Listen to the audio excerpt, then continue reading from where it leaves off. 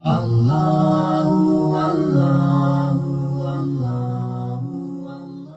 زہر ہے انسانوں کے لیے. 1400 سال پہلے اللہ کے نبی علیہ السلام نے جب شراب کو حرام کیا تھا اس وقت یہ سارے ڈرگز نہیں تھے، صرف شراب تھی.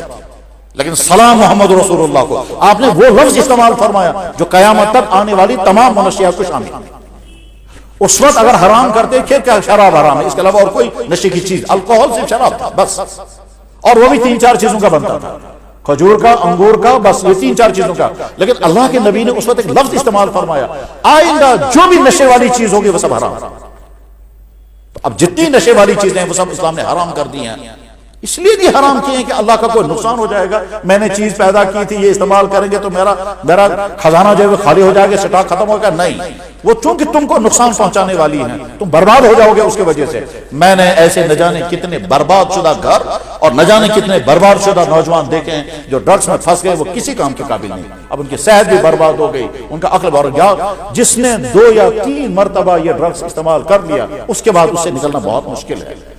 پھر ڈرگس کرنے کے لیے، ہیروئن کے لیے روزانہ 5-6 ہزار روپے کا سرمایہ چاہیے، وہ آئے گا کہاں سے؟ پھر لڑکے لیپ ٹاپ بیچتے ہیں، پھر موبائل بیچتے ہیں، پھر گھروں میں چوریاں کرتے ہیں. پھر یہاں تک نوبت پہنچتی ہے کہ گڑیا میرے پاس آئی، سچ میں وانا دبن ہے اجداز دای خر مطلب اس کیا گو دبن تیس مطلب اس کام خطر اور میں ہوش لچو سچاسا وشا امس کار پہ نیندر سری میں کنورٹ کر.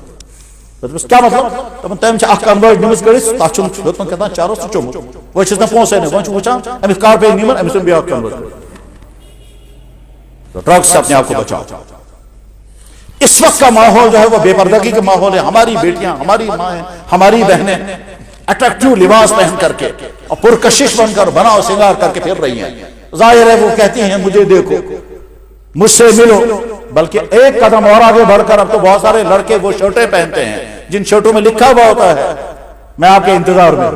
جس شرٹوں میں لکھا ہوا ہوتا ہے کیا آپ مجھے انٹرسٹڈ ہیں یا نہیں.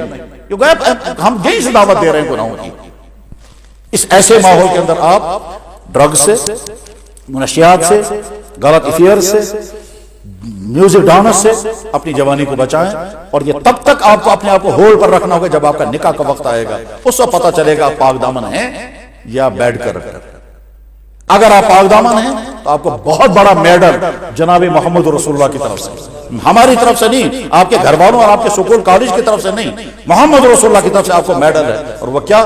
حضور نے فرمایا قیامت کے دن جب کہیں سایہ نہیں ہوگا، 7 آدمی عرش کے سائے کے نیچے ہوں گے. دوسرے نمبر پر وہ جوان جس جوان نے اپنی جوانی تمام برے کاموں سے بچا لیا.